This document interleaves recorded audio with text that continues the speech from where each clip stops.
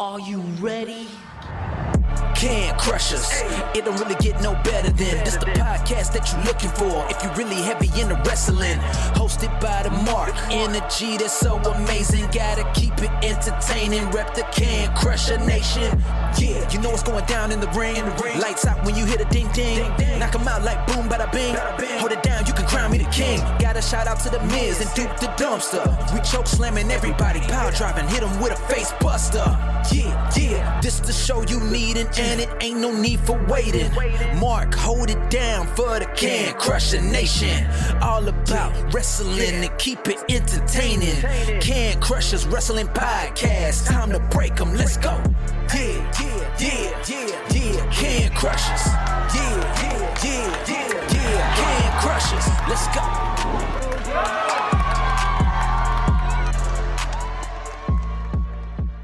Hello, we're just doing whatever here on Wrestling Talk today. Blah, blah, blah. I was going to say hello, but you just took the words right out of my mouth. What are we doing? First of all, welcome to Can Crushers Wrestling Podcast. Yeah, welcome to the morning after WrestleMania 1, in a morning after a lot of wrestling in the Martinez house. I'm Mark the Mark. That's Sir Michael Jenks in a place undisclosed this week. Undisclosed, I'm hidden away, and further deeper parts unknown. So For real. Yeah, for real. Actually, it's literally situated in the middle of woods. So it's kind of fantastic. But I feel outside. Yeah, nice. Yeah. Jenks, before we get into wrestling and everything, we got to do what we got to do. How was your week? You know, the week was good. A lot of excitement this week, getting prepared, making moves at work, hopefully, here in the near future. So doing stuff with that. A lot of nitro consumed in my house this past week. And not nitro coffee or nitro Glycerin? Beer or nitro glycerin. It's a lot of WCW nitro has been kicked off in my house this week. So going through the old classics, watching pay-per-views too, when there's time available in that, and just having it run. Outside of that, exciting stuff that is to come for Can Crusher Nation too. I think without giving away too much. Oh, we're going to touch on. Oh, no. We're going to fucking give it away in a minute. I figured so, but I just wanted to put that little spoiler and that little tea out there for everybody. But, you know, the week was good. Nothing too much to write home about, to be honest. How about you? Well, wait a minute. Slow your roll, kid. Slow your roll. What? What has made you dive back into Nitro? I mean, I understand this. And if you're looking for WrestleMania shit, people, move along. We have way too much to cover. We have nothing to cover this week. But we're not covering WrestleMania twice. Well, that's exactly. We talked about that last week, I think. We mentioned we're not going to do WrestleMania 2 weeks in a row. It's going to be everything's on one night, one thing. What made me dive into Nitro? Yeah. Mark, there was, I've had this thought many moons ago. It was a few years ago. I wanted to start watching every Nitro from the beginning to the end, because there's periods of time where I didn't watch Nitro. I knew it happened, I just didn't watch it. And so in my mind as a wrestling fan, I wanted to go back. I have access to it. Put it on in the background when I'm working or just doing stuff at work that I can when you're watch working. Nitro. That's good. Well, hey. Hey, yo. Stuff. Hey, yo. But so I wanted to always go back, watch Nitro, watch WCW through those years. And so I decided to finally just do it. Bite the bullet and do it. It almost became a goal of mine before I was 40 to rewatch every Nitro. That's crazy. It's really cool.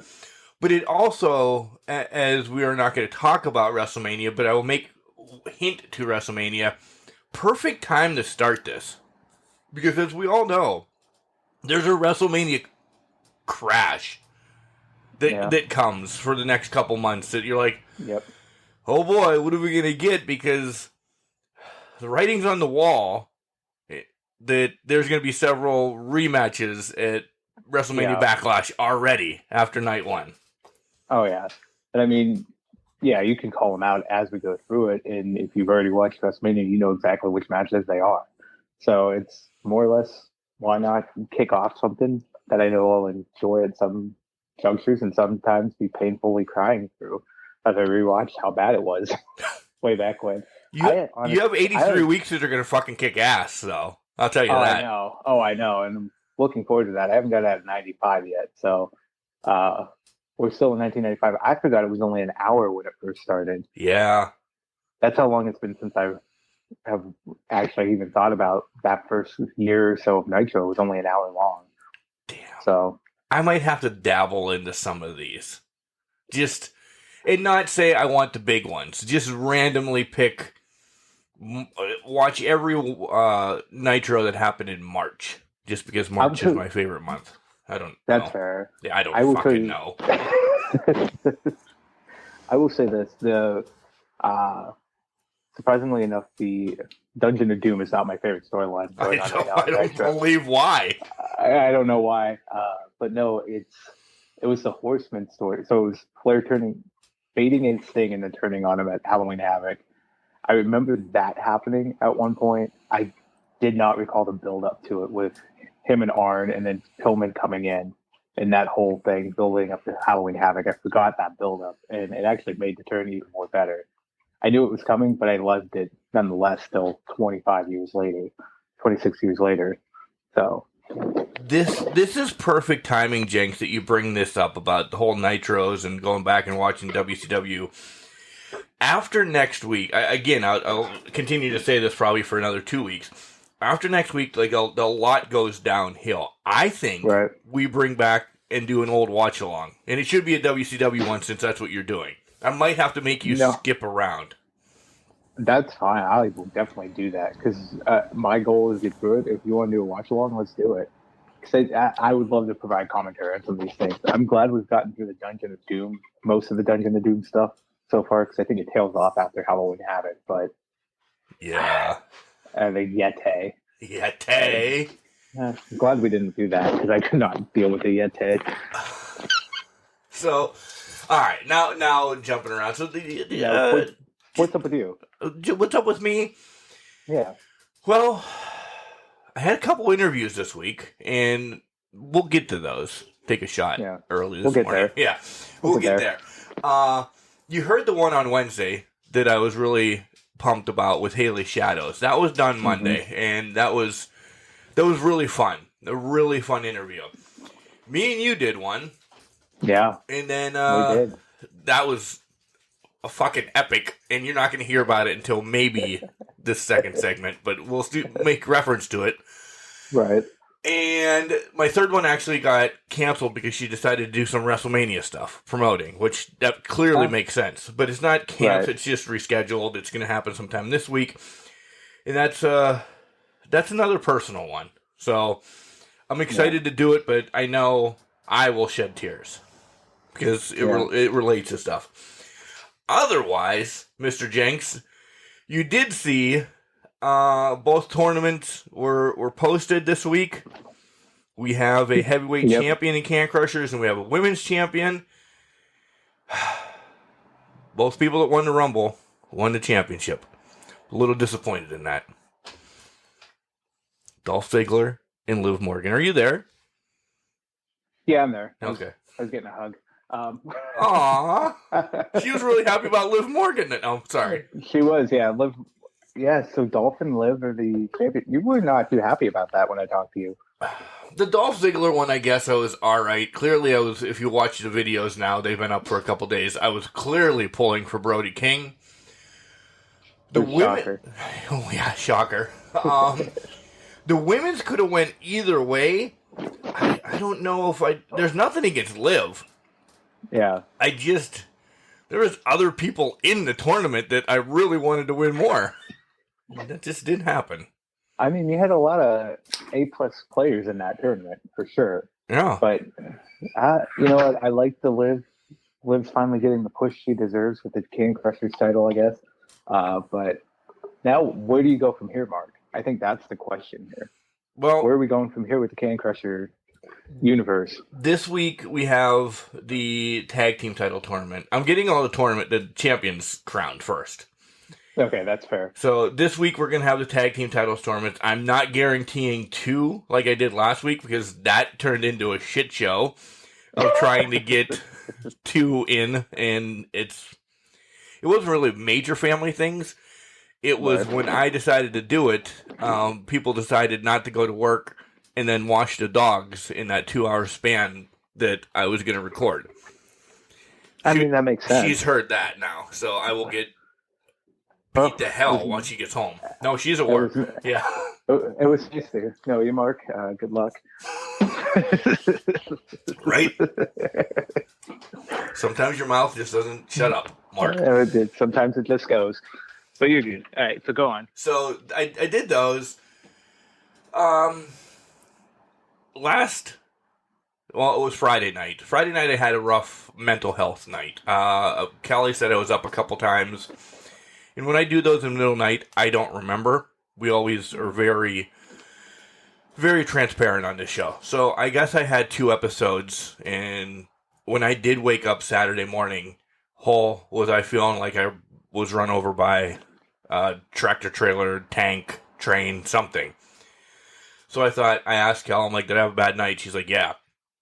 I said, I need to keep busy today. She's like, what are you going to do? I said, well, I'm going to watch pay-per-view. I'm going to watch... She's like, WrestleMania's on. I said, yeah, but it only really starts at 6 o'clock. Right. I had the Hall of Fame to watch because I didn't watch that live. Okay. But I did watch it. We're going to talk about it. I watched the Hall of Fame. I watched... I had Stand and Deliver on. Can't tell you. I can't tell you what happened because then I engulfed myself into other things. Then I did not even watch, to be honest. Yeah, but go ahead. It was on. Yeah.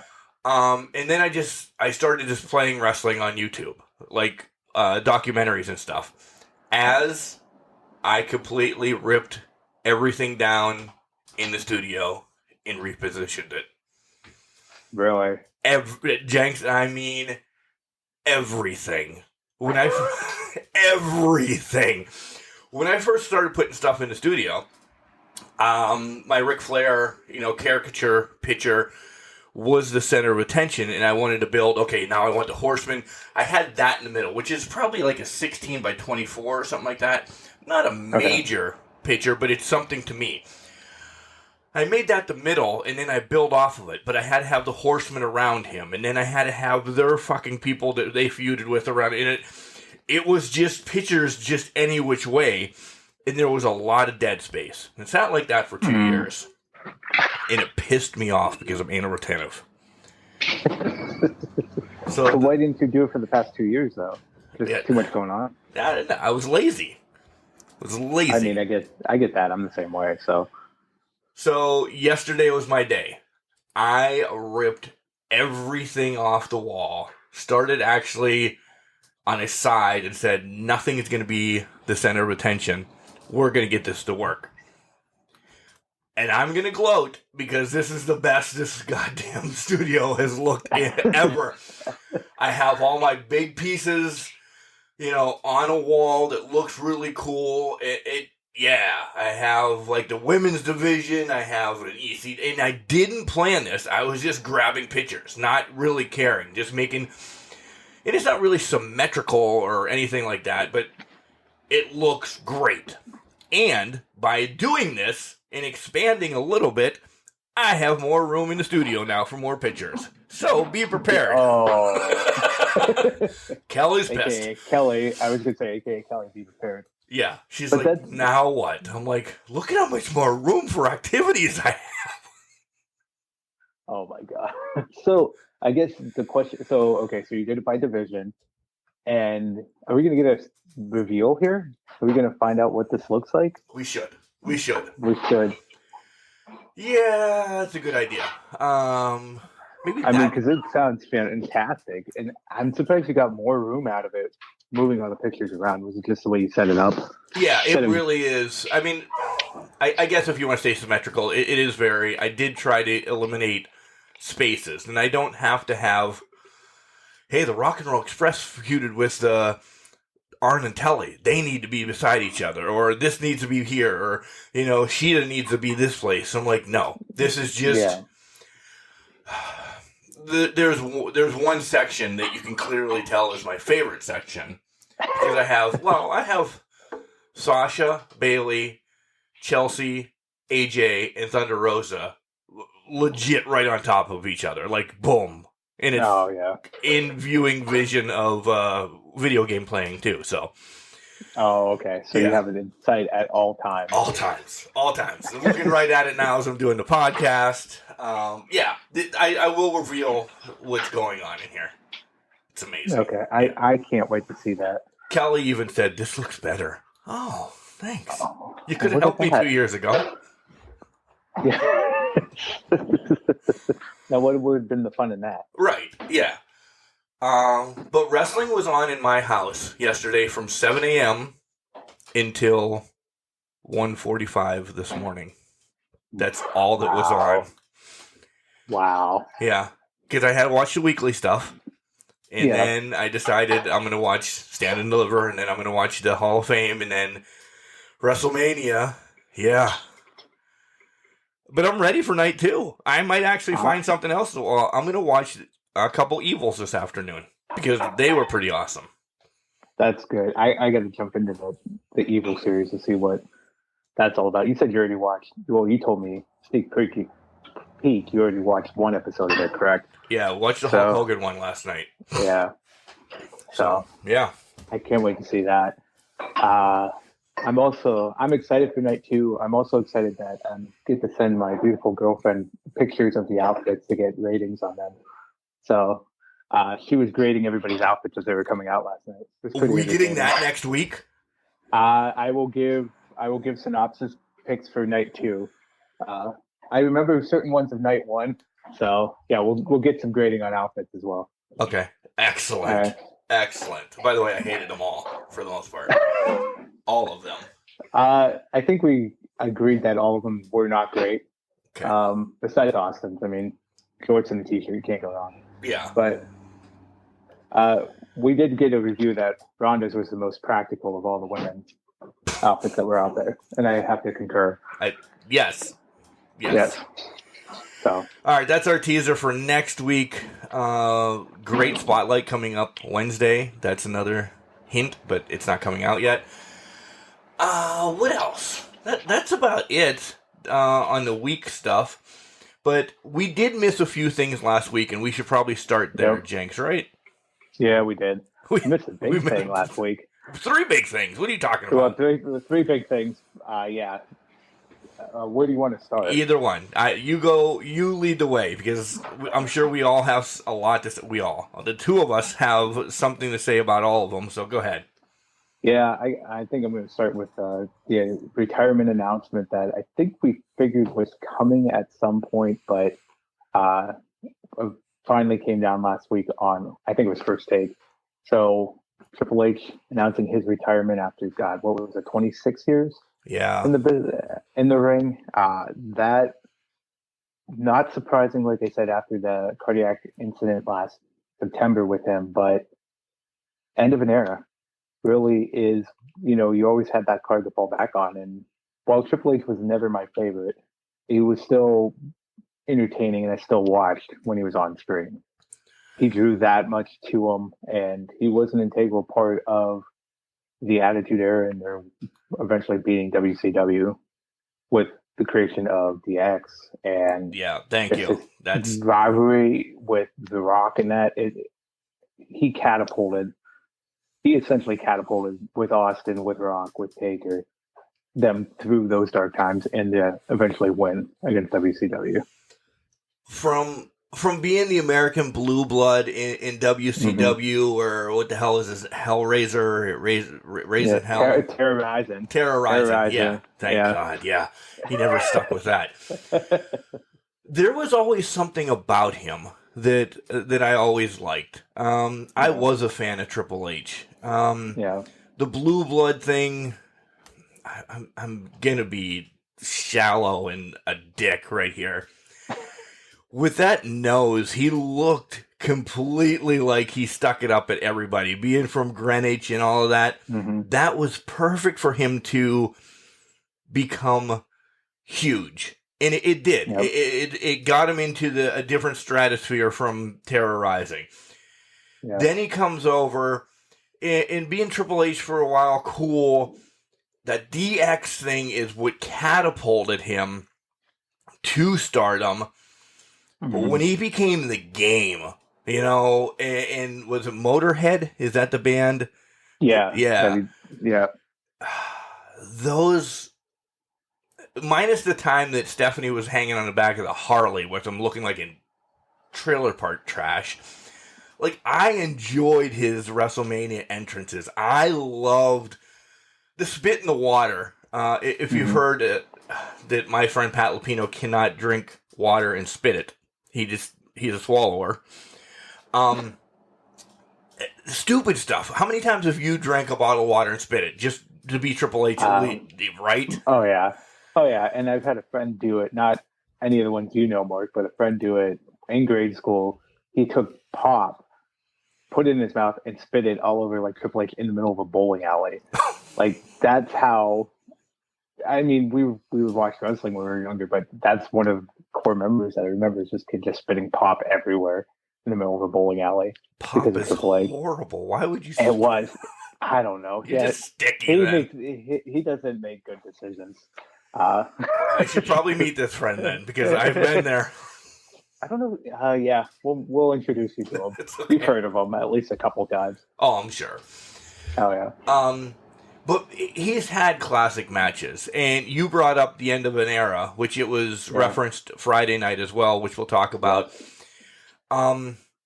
That was a huge end of an era match. Him, Taker, and Shawn as referee, and they hugged on the way going out. I thought, yeah, maybe that was the time. All three of them should have stepped away for a much longer time. Right. They didn't. And then you get some of the Saudi stuff with Triple H, what has gone wrong, and Shawn and Taker and everything. So I think they're all a little tainted by that. But Triple H did what he had to do. He was, when he was a wrestler, yeah, he always had the silver spoon from the McMahons or the golden spoon or whatever you want to say. I'd like to see Trips run his own thing again for a while. I really would. I mean, not break away from his father-in-law, or if he does, cool, whatever. I think he's got the mind. I really do. And it's sad that if he's going to step completely away from wrestling, good. Because there's a lot of stress in it. There really is. I can only imagine his heart, I'd want, him around in life for his family and everything. And if he forgets about wrestling, cool. Don't kill yourself over a business that will kill you. But if you're feeling okay, we'd love you to be hanging around a little bit. Well, that's exactly it. And, he has to do his best. And I think when he was talking about it, it was like, his heart was only operating at like 10% or something like that, whatever that ridiculous number was. But Mark, you brought up a good point. We talked about his career. We didn't even talk about NXT and how he built that up until last year. Essentially, he built that from the ground up and made it a must-watch product for several years in WWE. More than the main brand. I was just going to say that. For me, I watched NXT more than the main brand because I was invested in those characters, in those people, because it reminded me. It was like having a wrestling company within WWE. It didn't feel like sports entertainment. It felt like it was an actual wrestling company for us to watch. And I would love for him to get another crack at running his own organization. You're right. He has the mind for it, and he has done so much for the younger talent. You could make an argument for during his career he didn't, but for some people in particular. But when it came to pushing that younger talent and getting them in the position to succeed in NXT, he did wonders for him. And those individuals were very talented, but he helped get them to the next level, along with a lot of the other coaches in there, like Dusty and all of that. But Triple H was that foundation. He was the founder, and he really helped put them on the right course forward. And, I think that tends to be eclipsed by his career because we don't think of him like that. Not anymore. Yeah. Not anymore. For us, we think of him, we don't think of him in that way, and that's perfectly fine.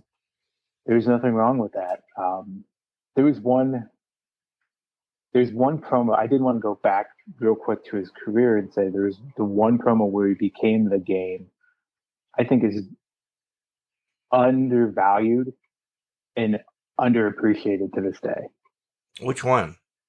So there's one where he just declares, "I am the game." It's just so much passion. I think it was in the summer of '99. It was before he won the title.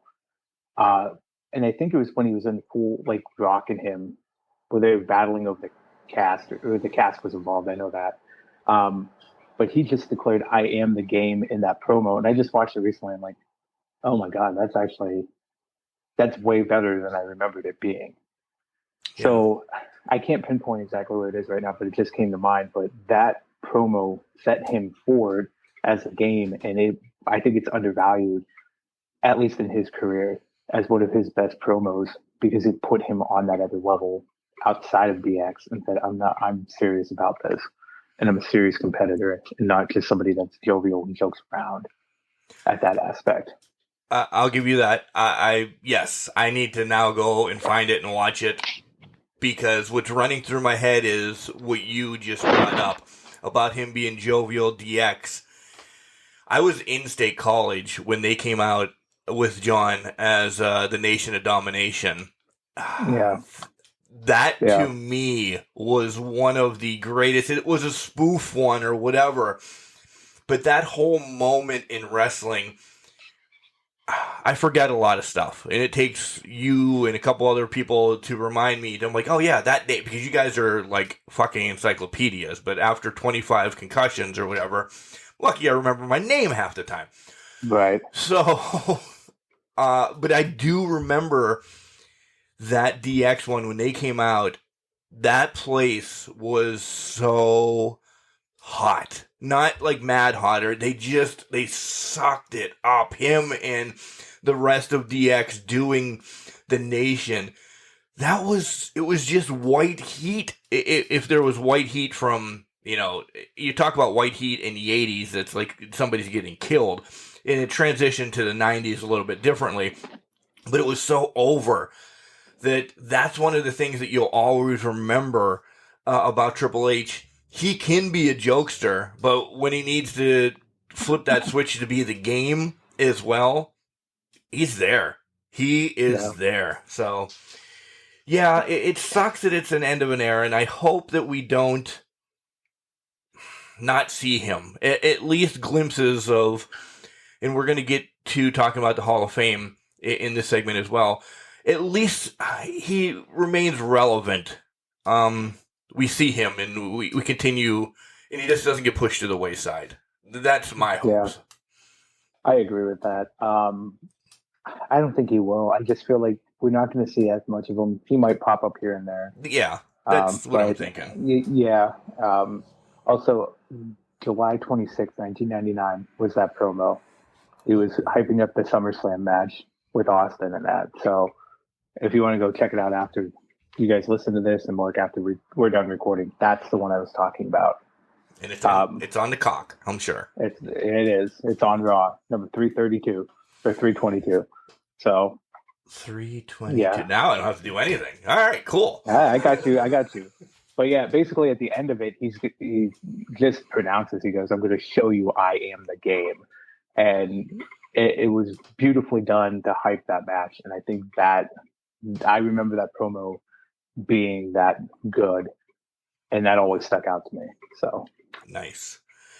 A couple other things we want to talk about, but I would be remiss if I didn't say I got more of the tattoo done this week. I got the WCW logo put tucked away in there. You know it's a WCW logo because it's got the purple and the yellow. And then I've made this. It's wrestling. It's a very much wrestling tattoo. But along with wrestling, there's friendships, there's loves, and there's everything. Anytime we had pay-per-views at the house, buddies would bring over pizza that owned a pizza shop, and John knows who I'm talking about without giving away his name. So I had to. I put a pizza with their, it says Oips, where, they owned original Italian pizza. So I put that on my arm and just showed everybody, leaked a little bit of that. Unbelievable how much people out of the woodworkers like, Mark, that is so awesome. Yeah, it's a wrestling tattoo, but I understand what you're doing with it. You're building up, you got your favorite wrestlers, and you're just bringing your people back into it. So, Yeah, if you see a pizza box on my arm, that's what it's for. Yeah, and it brings back those core memories too. It's wrestling memories as well, if you think about it that way. So it all ties back, but it brings back those friendships and that, and shows how important it is to you to have that put on your arm. 2 more things that we forgot this week, and I'll also ruin this. Did you see any Supercard results, by the way? I did see some. Okay, good. Yeah. The big one, obviously, with FTR and the Briscoes as well. I saw that. So yeah, let's talk about the 2 stupid things first, and then we'll talk about a Supercard real quick before we head into the week of wrestling. We have to start watching Steve Harvey like daily, apparently, right? Yeah, what is going on with this? Kevin Sullivan and JJ Dillon show up in one episode, and then Scott Steiner's there before his Hall of Fame speech, running his mouth. What is going on? First and foremost, everybody that I've talked to knows that I'm so pissed. When the hell did Steve Harvey become a judge? And that one, I'm very sure it was recently. It can't be that long ago. In his rulings, like, normally you go to court, and if you're suing me for $5,000, I have to end up paying that $5,000 to you if I lose, right? That's how court works. Right. I think. Kevin Sullivan didn't have to pay that. What was it, $7,500 or whatever? Like yeah, he didn't have to pay it. The court said, "You know what? You're such a good friend of J.J. Dillon. The court's going to pay that for you." So, Jenks, I ask you this: do you have $10,000 I can borrow? I'll pay it back in a little bit of time.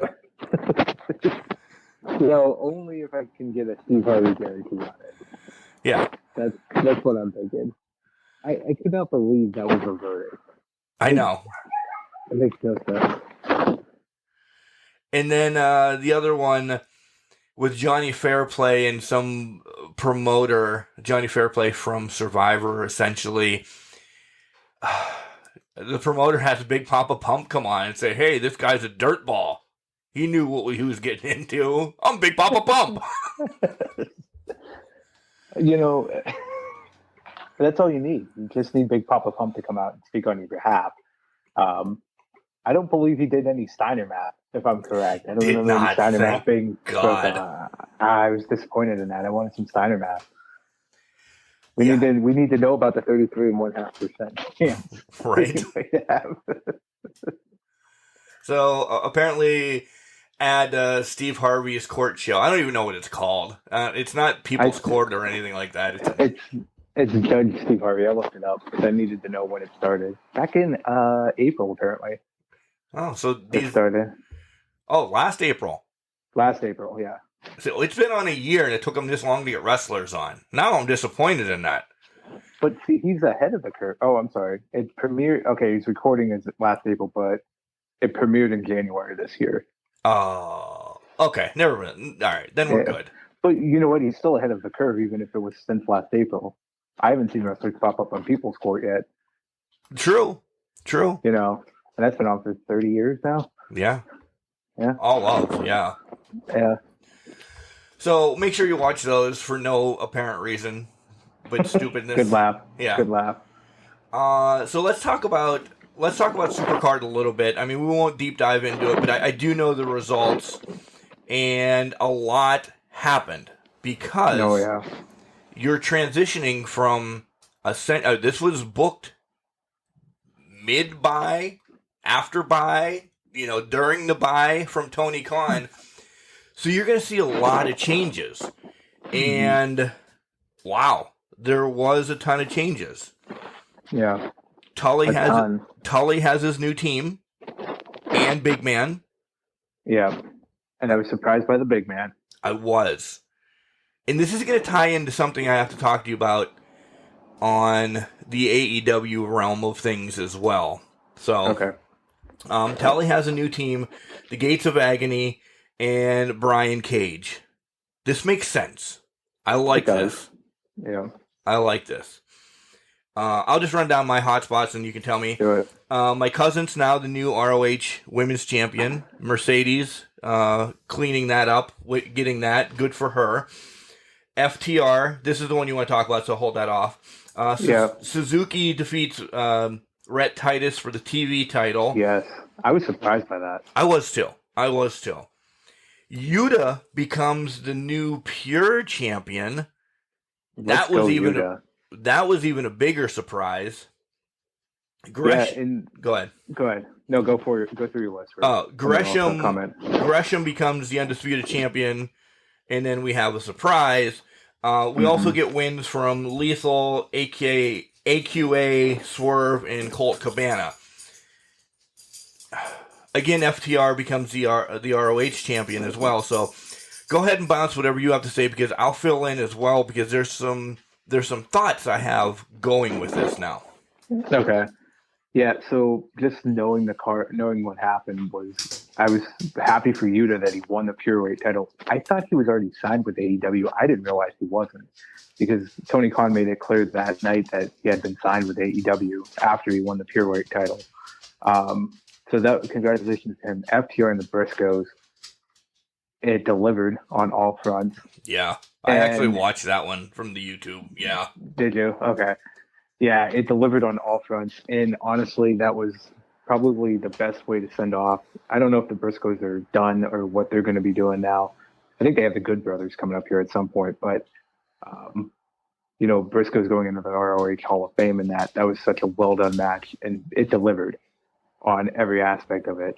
And then the debut that we'll see on Dynamite next week as well, apparently, after the Gresham match. I don't know if we want to release that information, but go ahead. I think it's for sure. I mean, Joe showing up at ROH, which we Hall of Famer in ROH, right? But then we get the news that he signed with All Elite, so it wasn't a one-off deal. He's there, and he's there to just tear people apart.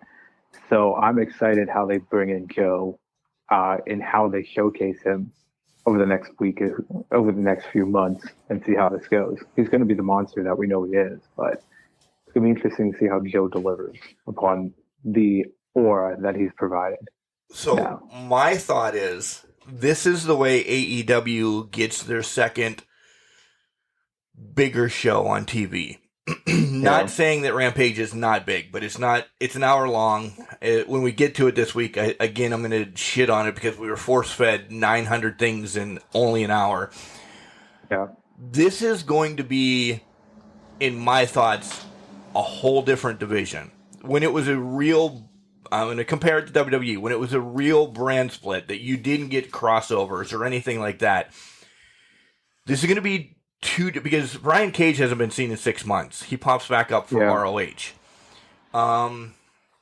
Yuta kind of in something right now with Danielson and everybody, but that makes sense that he's over. I just like how he has signed so many people, but I think All Elite is like the parent company, and then you can trickle down to, all right, these guys are All Elite wrestlers, these guys are ROH wrestlers. Money is in the same, bank account, but it's allocated for other places. Everything isn't coming to AEW. Right. That's my thoughts. If I'm wrong and we're going to get all crossover, shit, we just got 6 more titles that we're going to see on Dynamite now. That may be too many. Well, I mean, we're going to see them anyways, starting Wednesday with FTR and the Bucks. To be honest, they're not going to be defended, but FTR is going to have the titles with them against the Young Bucks. But yeah. So I get what you're saying, like we're going to be seeing and showcasing them, but I feel like they can do a true, I wouldn't even call it a brand split. I would say just 2 company split. I would love to see them do a crossover event once or twice a year. Right. If they do the true split and they don't crossover. I just think, to be honest, I think there's going to be a lot of crossover between the 2 brands. It doesn't mean that things are going to be defended on both brands, like the ROH tag titles or anything like that. I just think it's going to be, hey, this week we're going to have special attraction of Moxley coming over and fight. You know what I mean? I just think it's going to be that. I can't see them not letting people cross over because they've been doing it with Impact. Although that's kind of slowed up. NWA. So I think it's going to continue to happen. And now that ROH is under the umbrella, it's going to happen a lot more. it gives them more time. I think that they can, again, Rampage. They can develop more stories. And is it to get ROH its own TV show or something? I mean, we didn't know, and we still have the slightest idea what Tony's really doing with ROH besides the library. Yeah. But my thoughts are, I hope it's something like that. I don't know. I just hope it's its own brand for a little bit. And I understand there can be crossover, but I think ROH can be what NXT was to Raw and SmackDown for All Elite. I concur. And I would hope that it's a true split. They don't necessarily get on each other's shows at all. However, 6 months down the line, every 6 months or something, you do a cross-branded event. Because I think that would sell. And it doesn't have to be your normal Dynamite pay-per-views or ROH pay-per-views. You can make it cross-branded. Like they did in 2002, 2003. You have ROH, you have Raw, you have SmackDown pay-per-views, and you have the Big Show. Raw, SmackDown, Big Show. You could do that with AEW for Double or Nothing. ROH in June, Big Show July. And then just keep going down the line. That could happen, and that would be something that I would be excited to see. But we'll have to see how that all plays out. Yeah, for sure. All right, Jenks, let's pause there. Let's take care of some of our business that we should take care of, and then we'll come back. We'll brief on, I don't know, the Raw and SmackDown promos that they did for the week. Talk about a very emotional Hall of Fame. And then we'll wrap it up in segment 3 with AE dubs for the week. I'm sure segment 2 will go fast. We also have a spoiler in segment 2. But we have to first tell you about the cool stuff that Collar and Elbow has. Spring edition shirts are right around the corner. It's spring already, so they should be coming. Your beard is causing havoc with your microphone. Check out collarandelbowwrestling.com. Use the promo code Can Crushers, all one word, capital C and Can, capital C and Crushers, and you'll get 10% off of your stuff. We are available everywhere podcasts are, which are Spotify, Google, Stitcher, iHeart. The list goes on and on. Our socials, Instagram, Twitter, and Facebook. At CanCrusher69. He's working on the Christian Mingle site right now, so that's good. Farmers Only has kicked us off, so we're not there anymore. We did find potatoesforvodka.com. That might be something coming up here in the near future, just so you know. Wait, what one? Potatoes aren't just for vodka.com. Oh. You'll have to listen to the 40-year dash to understand that reference a little bit. But we are working on that right now. Nice. Send us an email at cancrushers69@gmail.com. My head is blown up. Here comes Al Snow, and then we'll be back to brief on WWE for the week. Wrestling. A love and a passion we all share. I've started a wrestling brand. The wrestling brand.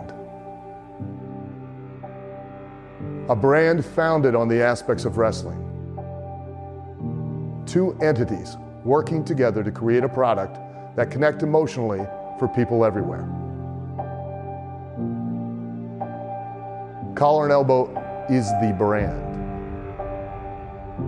Passion and love for wrestling is the drive. I am Al Snow, and this is Collar and Elbow, the wrestling brand.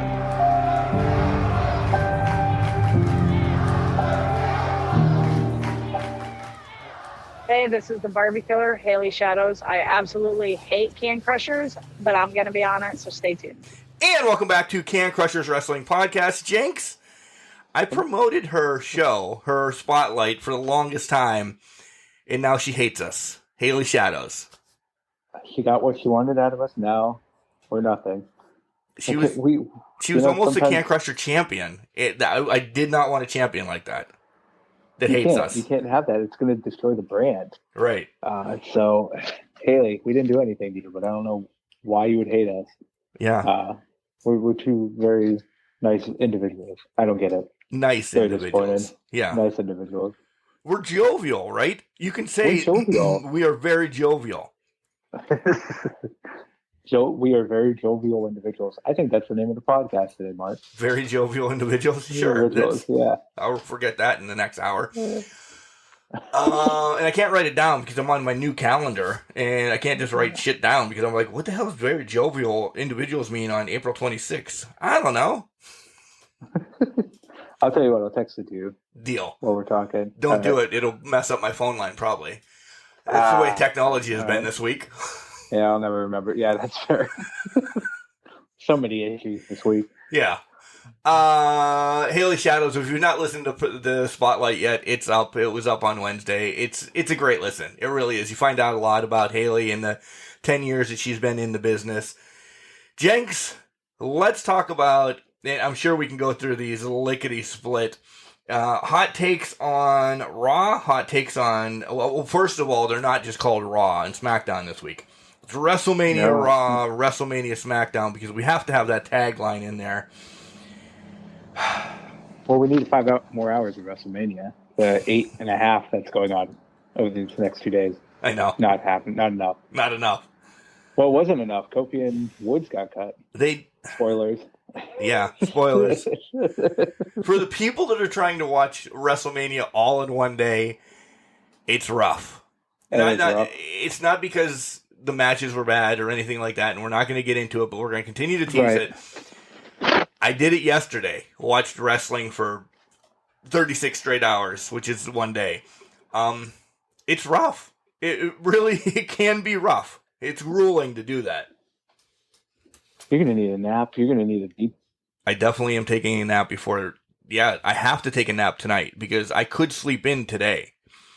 Tomorrow I can't sleep in. So I go to bed at midnight and I'm rolling back up at 4 o'clock. God forbid people are going to hate me tomorrow. They hate me anyway. Well, people apparently hate us anyways now. They're coming out of the woodwork with promos against us when we're supposed to be promoting our show. Yeah. So I don't know. Yeah. I don't know what's going on. All we need is a 40-year dash to hate us now. No, well, I'm sure one of them does. I'm sure. Probably Hetrick. Hetrick for sure. So Raw was filled with promos in a couple matches, and I have to start. Brock had fun Monday night. It was in Pittsburgh, by the way. I forgot that it was in Pittsburgh. Yeah. Brock was having the time of his life Monday. And that's exactly what we expected out of him. And unfortunately, it's going to hurt my soul when he loses tonight now. So. Yeah, I know. That's our predictions from last week. Briefly going down this, I like Lucha Logan. I love that Corey Graves was talking about his brother Sam Adonis, who's wrestling, all around the world, but wrestles in Mexico. And then Cole was like, "You can't believe anything your brother says. He's a piece of trash." And I'm like, I know both of them. That's awesome. And Sam Adonis is not a piece of trash. Well, you know what? Apparently he is. Mark, you don't know something about him, I guess. Apparently. They have dirt on him. Yeah, God. I wish that they would have actually both, spoiler, walked into WrestleMania with Rey Mysterio masks, but Rey got his mask back. I thought it would have added just a little bit more. Rey has 50 million masks. It's not like he would have been maskless for WrestleMania. But I think he would have been at least hurt for it. I mean, what's having 50 million masks if you don't have that one? Right. Right. I agree. Other stuff, man. SmackDown at least provided something. Raw was 3 hours of promos. Really 3 hours of promos. You got a match between Drew, Corbin, but it ended up being Madcap. Ricochet against Austin Theory, which I see the writing on the wall that Ricochet is going to be buried again soon, even as IC champion. Yeah. We're getting a double marriage from the 24/7 shit. That's amazing. God, I can't believe that happened. Yeah. Like, Raw was abysmal. I would say, though, I appreciated the Becky Bianca segment and the haircutting segment because I think it added even more to their. You're right. It was a promo-filled show, but I think that added even more to their match at WrestleMania, and I will stick by it till the end. Becky and Bianca should have main evented, but neither here or there. Yeah. I think that Ronda's happy she did main event too. Yeah, she's very happy about that. But I loved that portion of it. I thought it was good, and I did not expect them to actually start cutting off pieces of Lynch's hair during that entire segment. So I appreciated that part. The rest of it, it was what it was, and that's pretty much all I can say about that. Yeah, it's the summer season, so Becky probably did want a haircut. So yeah, because probably. she had a lot of hair, so here you go, mess with my hair. This is essentially what came out of it. Well, yeah, exactly. But I think it provides another perspective to it. It takes it one step further, if you will, instead of just verbal and physical barbs. You're attacking a person's appearance and character. And for some people, their hair is a part of their appearance. Yep, I was going to say, and that's Becky's gimmick. That is Becky's gimmick. She's been fire red hair for God knows how long. Well, since she started. Her whole life. Her whole life. And yeah, you're right. Her whole life. Good point. Valid point. But to start hacking away at it, that adds another personal level to it. There's not really much. What else would Bianca been able to do?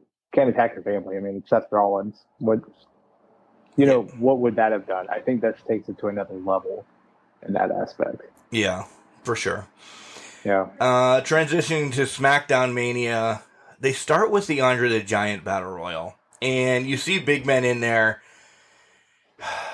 and you knew they had no chance in hell. Yeah. Once my pick, and it wasn't, we didn't write them down as major picks of who's getting the six-pack or anything like that, but you went Finn, I went Priest, essentially saying this was going to carry this over, and maybe on Sunday they get a match for the U.S. title. Nope. Madcap Moss wins this thing. And no disrespect to the guy. He almost had a broken neck and this, that, and the other. But holy God. Isn't there anybody? I would have give Jinder a push with it. Have a big man win it. It was god-awful. Yeah, I'm honestly surprised they didn't put Omos in it, to be honest. And then have that as another accolade for Sunday. Yeah. Right? Against Bob. But I guess Madcap's going to be on a push. And I wouldn't be surprised if he turns on Happy. Soon. Maybe even as soon as next SmackDown. Yeah. I don't know. But it just feels like they're going to give him a big push. So why would he be playing second fiddle to Corbin after that? So we might be getting something out of them here in the near future. I was surprised by it. Yeah. I was too. I would not have picked it. So anywhere close to Madcap, but it is what it is. And then we get the IC title match, which is Lotharios, both of them, against Ricochet in a 3-on-1. A triple threat match, I mean. By the way, shout out to Ashley D'Ambrose. The girl that got kissed is the IWC Women's Champion. She was at ringside. I instantly saw her face wearing that Mysterio shirt. I'm like, oh my God, that's Ashley from IWC. So. What a night for her. And what a night for the Los Lotharios. They got beat. They did get beat. Cool spot at the end with Ricochet going from the 630 into the recoil. But, they got beat by Ricochet. So you think Ricochet's going to get buried here pretty soon, huh? I don't know. Poor guy. Yeah, I don't know. He takes a loss to Austin Theory Monday night, and then... Yeah. Did you expect a tag team member to beat him? No. But I am still pissed that either one of the mid-titles are not on WrestleMania. I agree with that. I will stand by that. Especially the Intercontinental title. Yeah. Again, it's burying the Intercontinental title. I don't think to be honest, Mark, after you said that, I don't think he loses the title. I think they just bury him in the title again. Yeah. Because they forgot about it with Nakamura for, 6 months? Yep. 7 months. Defended it like twice. Yeah, in that span. Yeah. So, unfortunately, that title, in all of its lineage, has now become a prop that doesn't get used or featured that often. Yep. Then we, yep. Then we get a match that makes no sense to me. Why is Sasha and Naomi getting? It's not a title match, but they're still getting a match against Carmella and Vega. I wasn't sure if it was the night before or Sunday, but it doesn't matter. Why are they getting this match against them prior to WrestleMania when last week we had the normalty type of, 2 tag teams on one side, 2 tag teams on another. They all just all brawl, this, that, and the other. The writing on the wall for tonight, Jenks, is not that Sasha and Naomi are winning this, and that's who you picked to win. Because Sasha got 2 big wins this week. And as the way WWE books, that doesn't look well for a pay-per-view. Yeah. Did I pick Sasha and Naomi? I thought I picked Rhea and Liv. Oh, you might have. Yeah, I think you did. They were both your teams, at least. And I said I'm staying away from both of them. So, yeah. Yes, you're right. You picked Shayna and Nat. I would say I agree with you 100%. And this feels like this match was just to give them a pinfall victory over the tag champs. Because I just feel like Sasha's going to go away again and do some stuff with the Mandalorian and do stuff outside of wrestling. And he's going to be gone till about SummerSlam. Yeah. It just feels that way to me.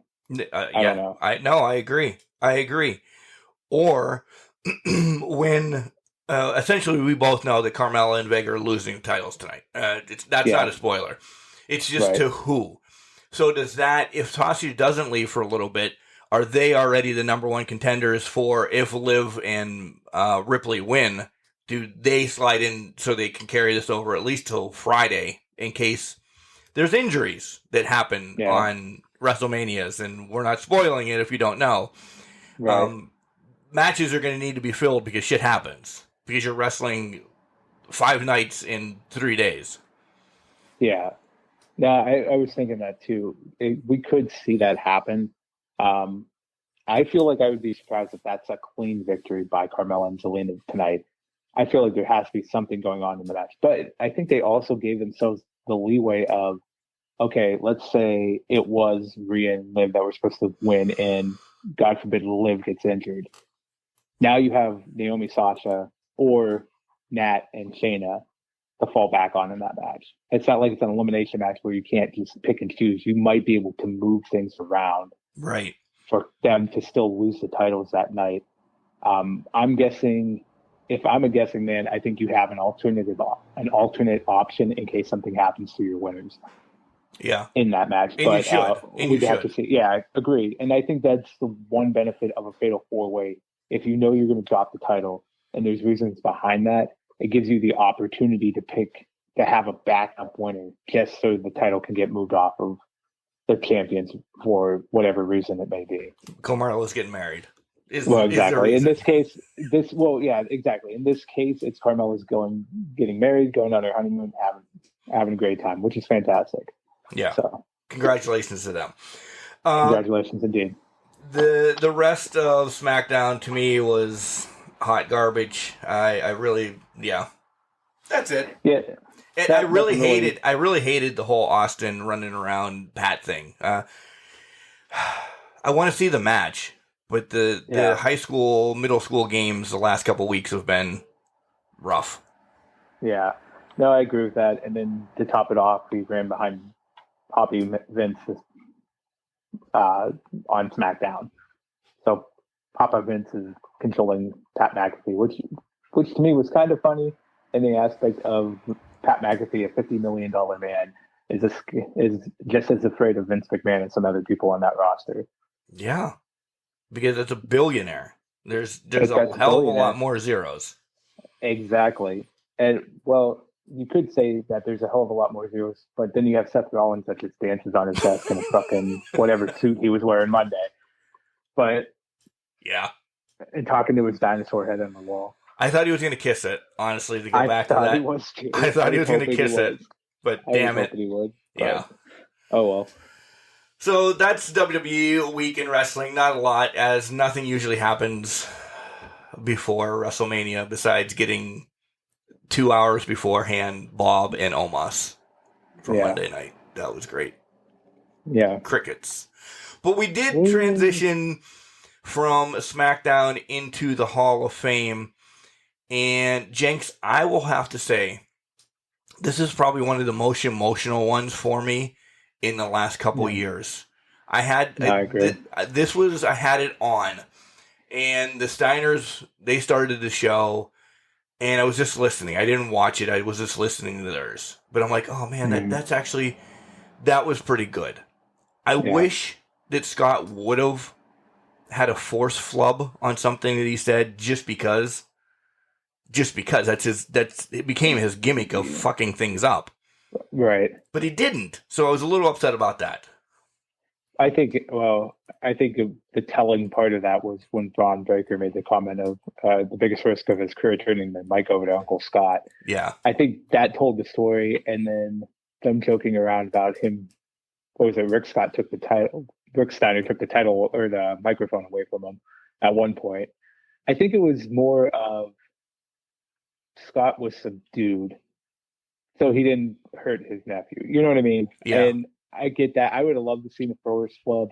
I would have loved to hear more about Steiner math. I popped when they kind of mentioned it in the promo package, into the video package that they did leading up to their induction. But for me, this was one of those things where you almost, and I don't want to say like I forgot about them, but you don't really think about the Steiner brothers when you think about great tag teams throughout history. Right? You don't list them off. We need to list off Hardys, Dudleys, Road Warriors, this and that. But the Steiners were some of the most, they were very innovative in their time. Yep, that's what was coming to my head. Yep. Yeah, they were so innovative that we take that for granted because the moves that they innovated are now seen day to day, week to week, month to month. Yeah. So I don't think they get enough respect in that aspect. And, later year things, Steiner math, whatever with Scott, kissing tigers and walking the ring with tigers and that for a world title match, dog face gremlin stuff. It overshadows that tag team career that was so good between WWE and WCW. And I look forward to going through Nitro again to see the Steiners matches in WCW and to relive those per se. That's the only time I like Michigan University is when they came out, by the way. I was a huge Michigan fan because of them.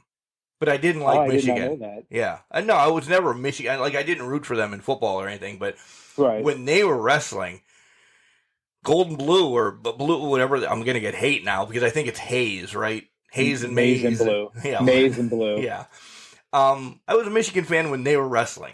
Just because they went to school there. Other than that, I hated Michigan. Well, I mean, that's the Pennsylvania bias. It is. Right?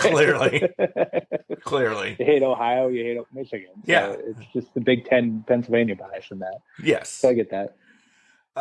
Next up, I don't know if I'm going to remember them in order, but Charmel came out and hers was very political. Like, I didn't get anything from her. She just... Thank you. I love you. Thank you. All right, whatever. I'm not one to judge if he actually deserves to be in the Hall of Fame, so by me just saying that should be enough. Jenks? It was political and it felt a little forced. I'm not going to go down the path of who deserves what and whatnot. I mean, for the King Booker run, she was very instrumental in that, and King Booker is legendary to this day. I mean, let's be honest. But I didn't like her speech because it didn't feel authentic. Right. Like, and that's maybe she just was so nervous about giving it that she rehearsed it time and time again. And it just seemed second nature and a little robotic at times. But I hope that as long as she meant every word of that, because I think a lot of people did deserve those things. And she listed off Holly, Medusa. Oh, I agree. And Victorian Jazz. And I think everybody that she mentioned did deserve those things. And I think she did a spectacular job apart with Booker for the King Booker segments. the speech left a little to be desired, but it was her speech. You make of it as you will. And to be honest, if she was nervous about it, I totally get that. You're in front of 20,000 fans plus all of your peers on the stage. You're going to be nervous if you're not if you're not used to that, right? Yeah. So I give her props. You can debate worthiness if you want, but you know what? She's in the Hall of Fame now, and she's accomplished enough to make a case. Yep. So we'll go there. I agree with that. Well said. The next three were very emotional for me. Yeah. Very emotional. Let's go with Vader first. Because even with the little bit of time that they did get, they got in, what time is it? Vader time. His wife just seemed, I'm not saying like she was still distraught about the death. Clearly you are, right. But this was now her proudest moment that her husband got in there. You could just see it on her face. And the son was the little boy that watched his dad wrestle, giving the props. So I took this one as the family one, as it was, holy cow, this is cool. This is where I started to shed tears, and I'm like, oh. So you have bad stories about Vader out there. When Bob Cook came on the show, he talked about how rough he was. I don't know that aspect. I know what I saw of Vader being on Boy Meets World and the cool shit that the big man did in the ring. So I will never deny, and I will always say that Vader was probably one of my favorites growing up. He was so good in the ring, and I remember he was one of the first people I watched on WCW, and I was instantly hooked. It was the mask. It was the mask. Out. Yeah. The Mastodon mask, blew smoke out. Him in the ring just with Sting. It looks so natural and so fluid, and just their rivalry. And he was so good in the ring. And yeah, you can talk about being stiff and being rough and all of that stuff, but when it came down to it, he was the ultimate big man, and he was the big man terror for 5 years in WCW, 90 to 95. And then what he did in WWE, did a couple good things. He was the first person to attack Gorilla Monsoon on TV, live TV, when he was a commissioner. So, I mean, that in alone, the resume speaks for itself. But you're right. This was about Vader finally getting his just due, and his family. It almost provided, I think, closure for them, for his Hall of Fame career in that, because they loved the man, they knew the man. And you hear stories. You can hear that he's rough in the ring, but some people say he was the nicest guy in the locker room. Yeah. And I think this was full closure for them. And sometimes that's what you need to help you heal and get over the passing of someone. And you're right. His son, proud son moment, finally seeing his dad in there after all of his hard work, and his wife too. Just seeing his husband finally getting his just due and getting his recognition. I loved it. I was throwing up V's every chance I could. Yep. During it, and I got a little emotional because, again, like I said, he was one of my favorite big men, and I always enjoyed when he was in the ring. So any big man nowadays that you see move well, compared to two people, Bam Bam and him, and I don't think you're ever going to hear them not be, a big man. Hey man, he can move as good as well as Vader and Bam Bam. You don't say, hey, he can move as good as Jenks and Mark. No, it never transitions to anybody else. It's always Vader and Bam Bam. So exactly, and it always will be. I agree.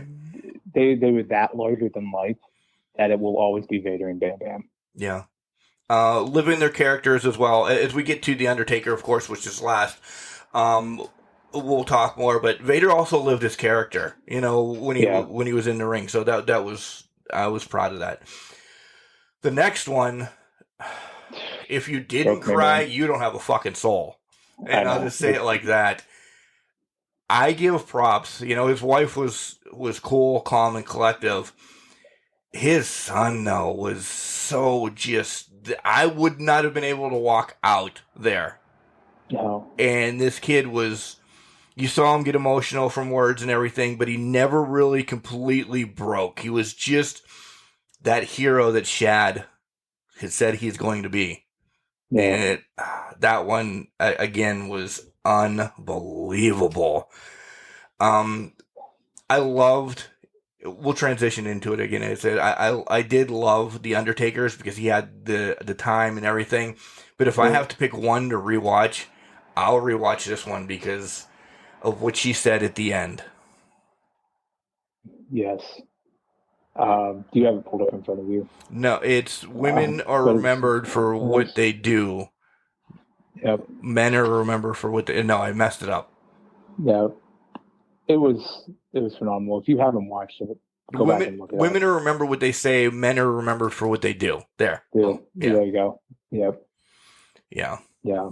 That one, that was rough. I loved JTG coming out with them too. They did the crime time. They did the crime time. Yeah. And I think I was happy. I loved that he left it alone too, because it was their time, but he was there to support them. And I love that he came out and escorted them to the ring and just showed the love that he had for him. It was rough. I saw the pain in the son's eyes, like you were talking about. He wanted to let it loose, but he didn't. And props to him, because I don't think I could have. No. So, it was an emotional one. The only part of that I have to say, Dana Warrior needs to learn how to read a room. She was not that was a sad Thank you. thing. I didn't know if I was going to be the only person to say, God, she's horrible. She was too jovial. This was an emotional segment, and she was way too jovial, trying to get people up and dancing down the stage. And that, no, it wasn't about that. Not the time. Yeah, it wasn't about that. It wasn't about the Warrior Award at that point. It was about what Shad had done that day when he lost his life, and even before that when he stopped the armed robbery. So I just didn't like that part of it. But thank you. I was going to say it after you said your words, but yeah, Dana is... I know it's her husband's award, but sometimes can we get somebody else to give that award away? Yeah, that was not... Yeah, it wasn't appropriate, I don't think, but... And then we get to The Undertaker. Oh, man.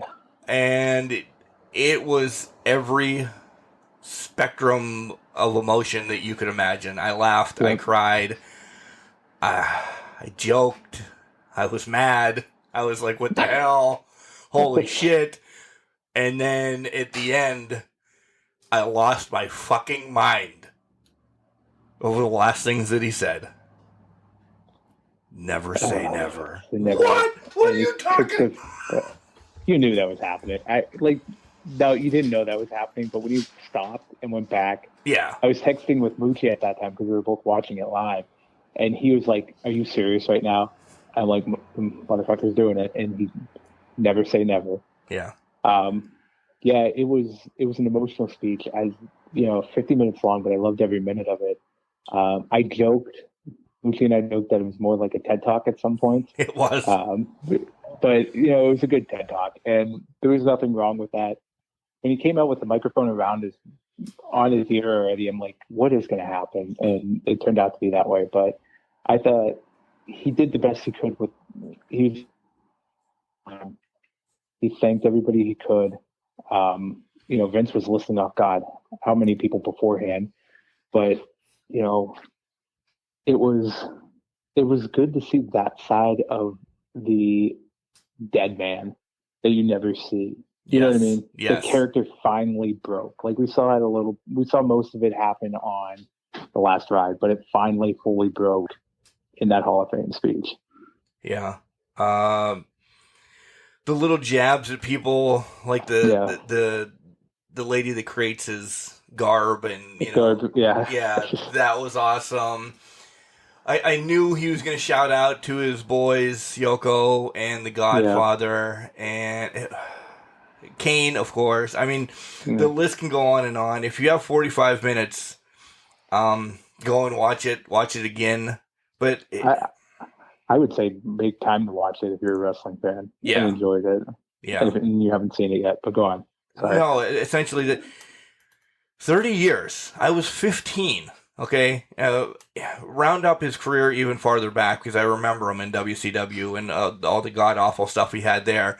Essentially, so I was 10 when he started. Essentially, you know.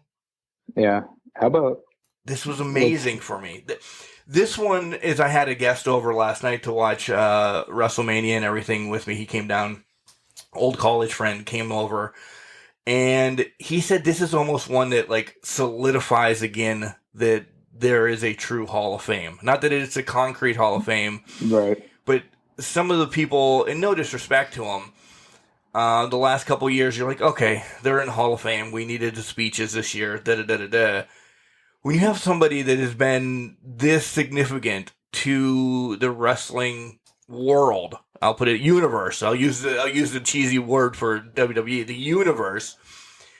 It really does something. It really like holy shit. This is yes. At some point we're gonna get Hall of Fame. I doubt we ever will, but yes. Right. It felt gratifying to me. I felt sad, but it's wrestling. He says never say never. So who the hell knows? We didn't expect 19 years later for something to happen either. Right. Oh, who would have thought from 1990 on a zombie Undertaker was going to live for 30 some odd years and be at this point in time? Let's be honest about it. I mean, I was 2 at that time. Do you remember that? The Undertaker. I didn't remember it until I saw it later on, obviously. But yeah, I mean, thinking about that, I was 2 when he debuted. To put an age around it, and it just. Who would have thought that gimmick in that character, it's been said thousands of times over, would have never worked on anybody besides him because he made it work. And I brought this up. Sorry to cut you off. I brought this up. You're good. Go for it. And the one that I brought up, and I don't know if he was ever talked about being it or anything like that. Could you imagine Sid Vicious saying, hey, you're going to be the Undertaker? No. What Vince said at the beginning is they never called the Undertaker because they knew the whole TED Talk of loyalty and everything. He wasn't leaving. Yeah. I don't know if anybody else wouldn't have left. It was Mark that said, I am staying. This guy, WCW's already shit on me and said I couldn't do anything. These guys are giving me this. Back then, it was the cartoon time of wrestling. You know, there was a plumber, there was a Aldo Montoya, a garbage man, a fucking chicken. Max Moon. Yeah. So now we're getting an Undertaker, a dead guy. How long is this going to last? And then it transitioned, and yeah, he went through a lot to get where he is, but essentially, the only time, and I know a lot of people are going to say this because I just had this thought run through my mind, that he wasn't, like, the Undertaker was the badass time, because he wasn't dead then, to me, you know? Right. Where all the other times, he was dead. Not that it was dead, but you know what I'm saying. Yeah.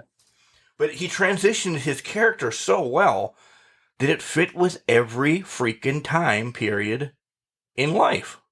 Mm-hmm. I don't think others could have done that.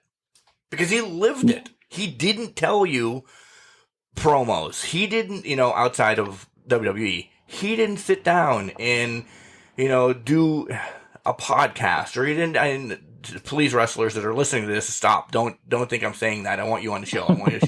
But that wasn't available. So he just said, I'm going to live as a dead guy for as long as I'm riding this gimmick out.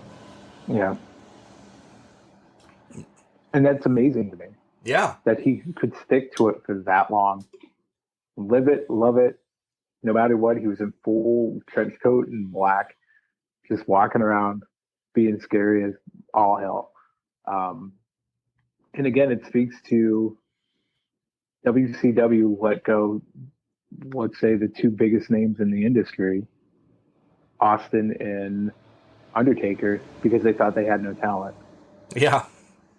And those chips on those shoulders and the offense they took to that statement buried WCW at that point. And I know it's been said before. And that's what you're going to rewatch right now. probably. Well, later. I know. But, well, in the Yeti, that didn't help anything, but... Yeah. Jovial Yetis, I think that's our...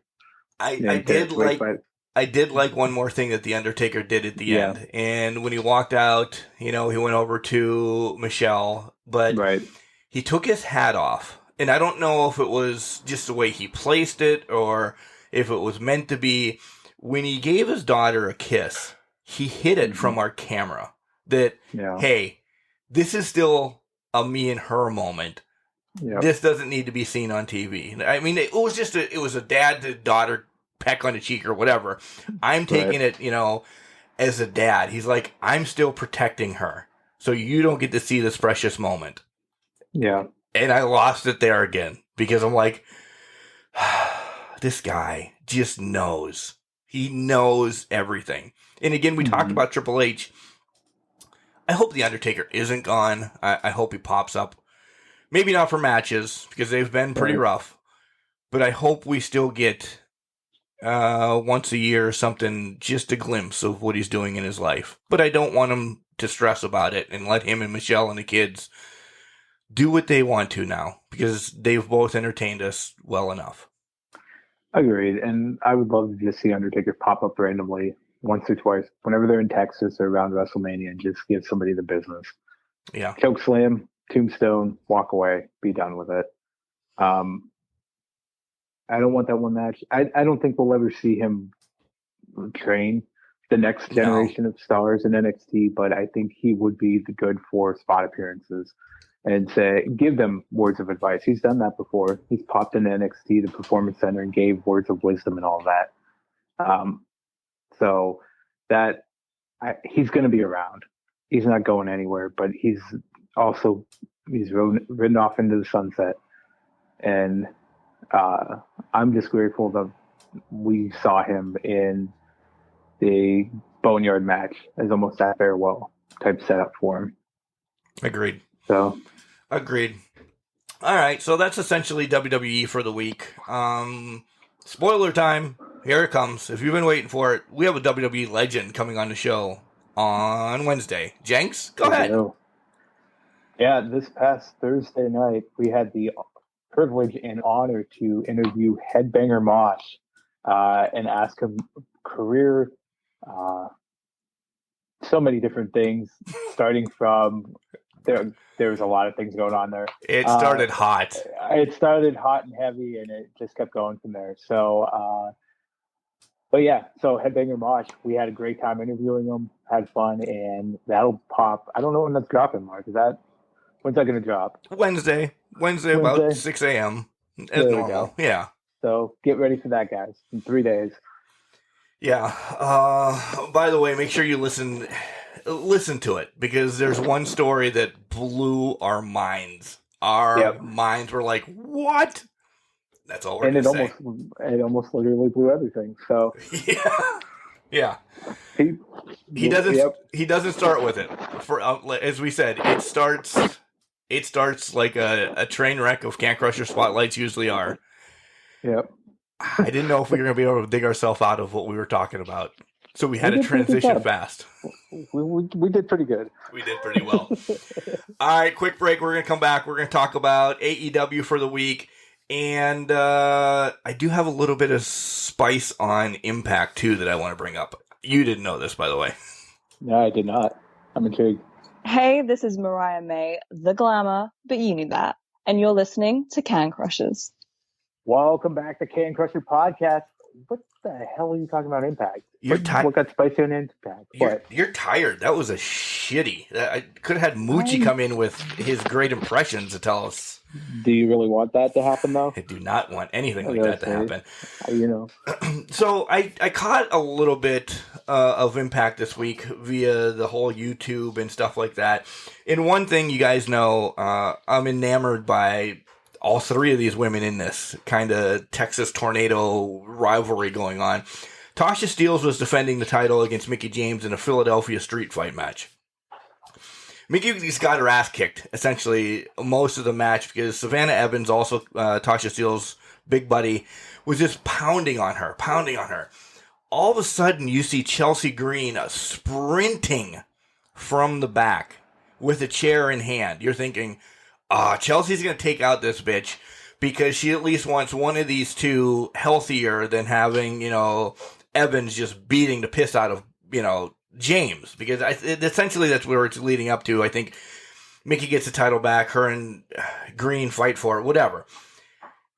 And then Chelsea slides into the ring, opens the chair, and watches Tasha Steelz and Evans beat the living piss out of Mickey James.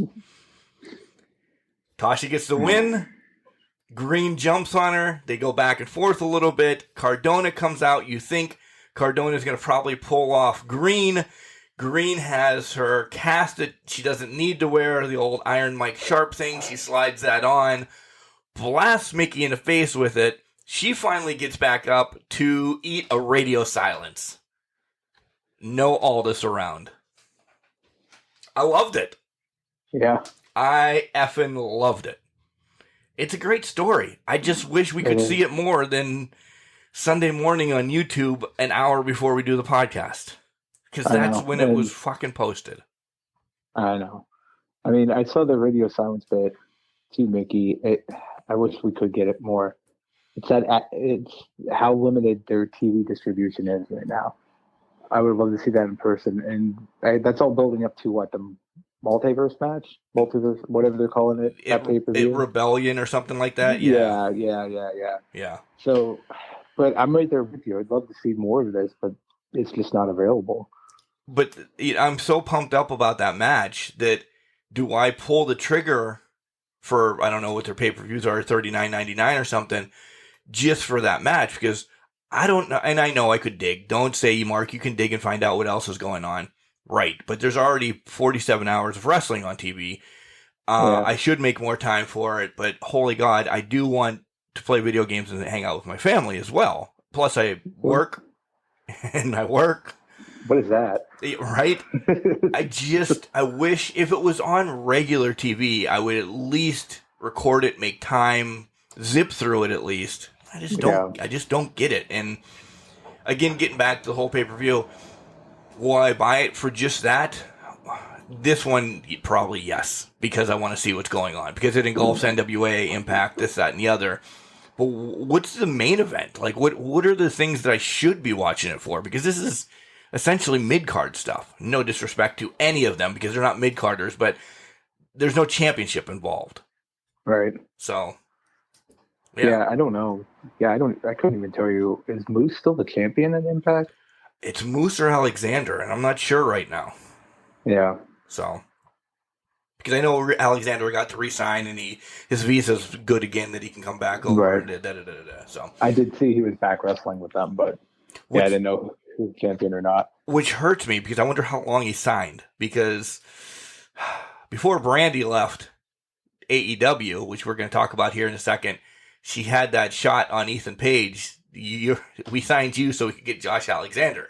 Well, shit, if he just re-signed with Impact, how long is this going to be? Because I want some Josh Alexander weekly. Oh, yeah. I completely agree. And honestly, I'd love to see something with Ethan Page and Alexander, whether it be a rivalry or the North again. The North reunites. Yeah. And we finally get the North versus FTR. Yeah. That was hyped for a little bit of time there. We were trying to get, but didn't end up getting. We didn't. No, we did not. We did not. All right, AEW time. As much as I hate this motherfucker, I have to give him props. Max Caster had a good match with Punk. And it was because of Punk, but this was a good match. Well, I think, Punk can carry matches, but I think Caster has proven that he's a lot better than we've seen in the past.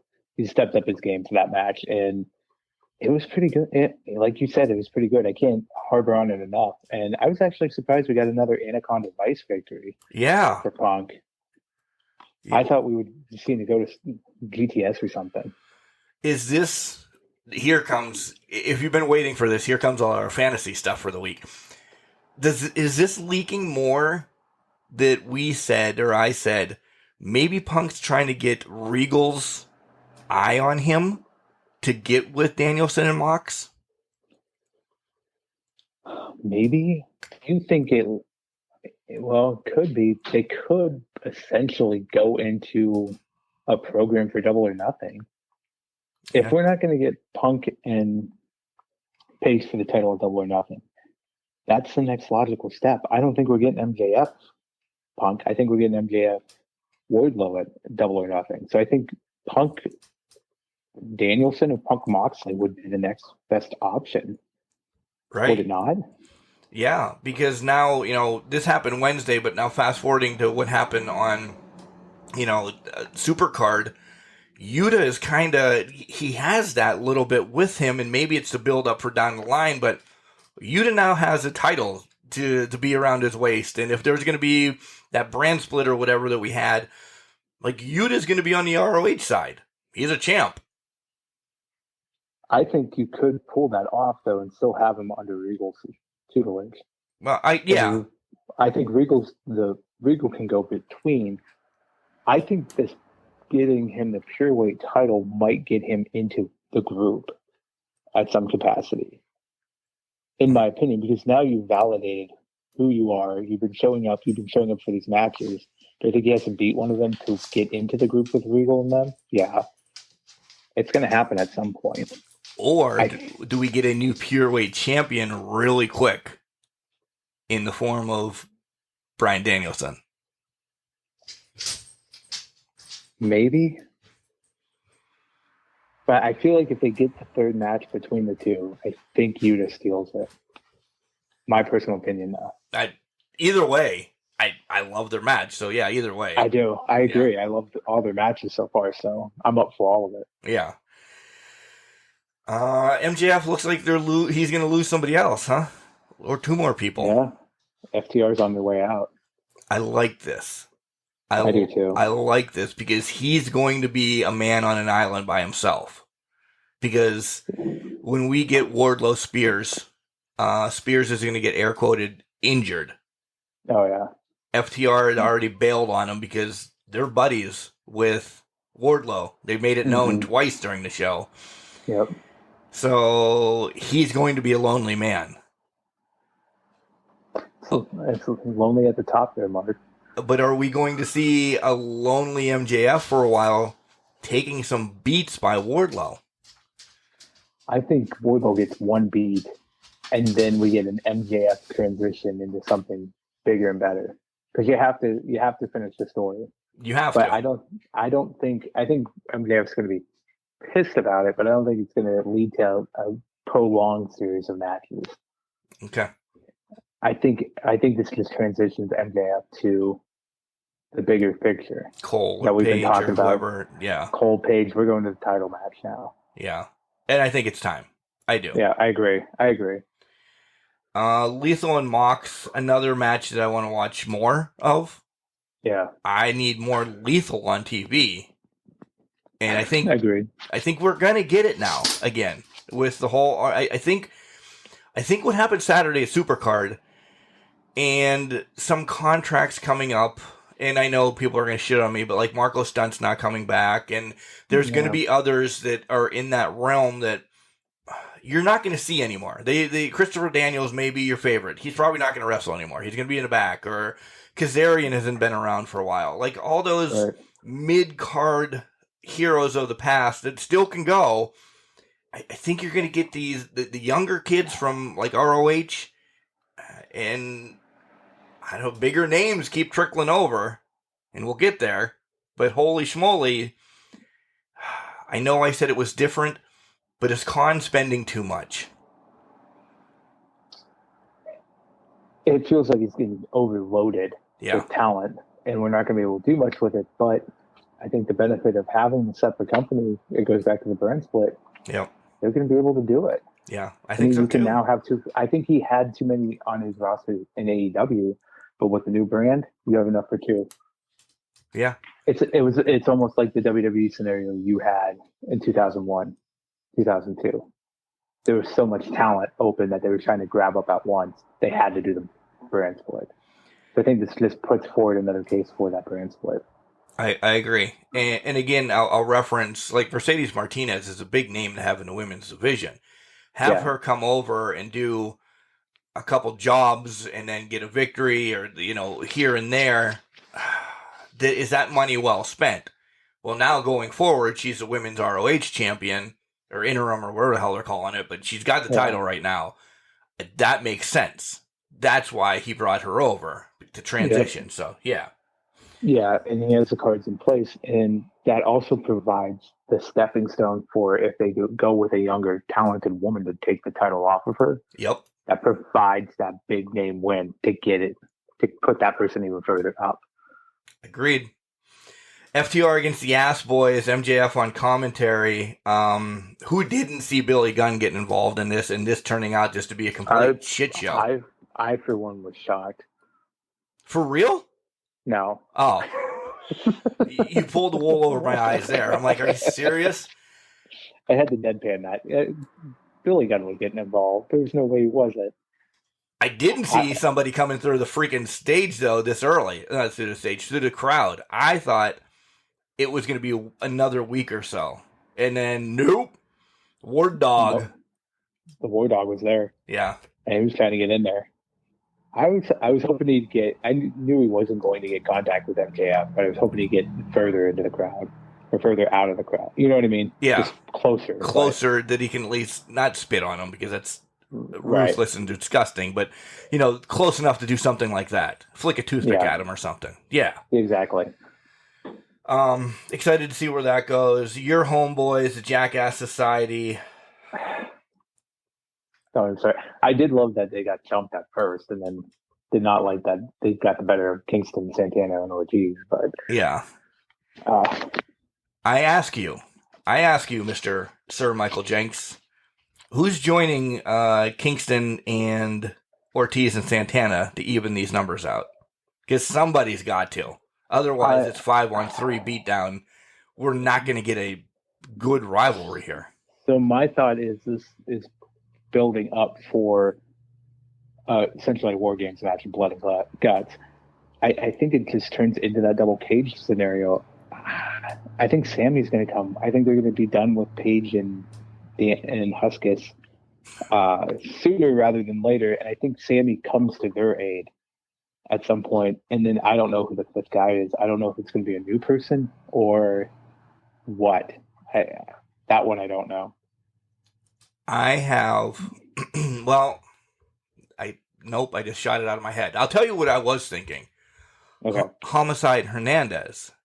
But Homicide is the junior champion at NWA right now. I know clearly he can float because they're recorded 6 months ahead of time until they get the but I thought that the whole LAX kind of thing and then Eddie with them can kind of put a nice little ribbon on that. Yeah. But it depends on what, I don't know what either one of them are doing. Hernandez, not at all, but he's always talked about in Homicide NWA right now. Yeah, the part of the reason I said Sammy was because Jericho has been running down Sammy too. Yeah. He hasn't let him out, so I feel like that has to be a payoff in some capacity. Outside of that, I have no idea, unless they have a name in their back pocket from WWE that they want to use. I highly doubt, but I couldn't. Maybe it's Hernandez. Maybe it is Homicide. Homicide's shown up before in AEW. Yes. So the writing's there. Maybe it's not Hernandez. Maybe it's just Homicide.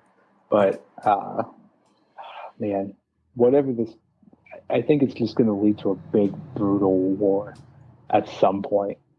Whether that's at Double or Nothing or that's before, it's going to all come to a head. Jade was given Leva Bates, but she said she doesn't want her.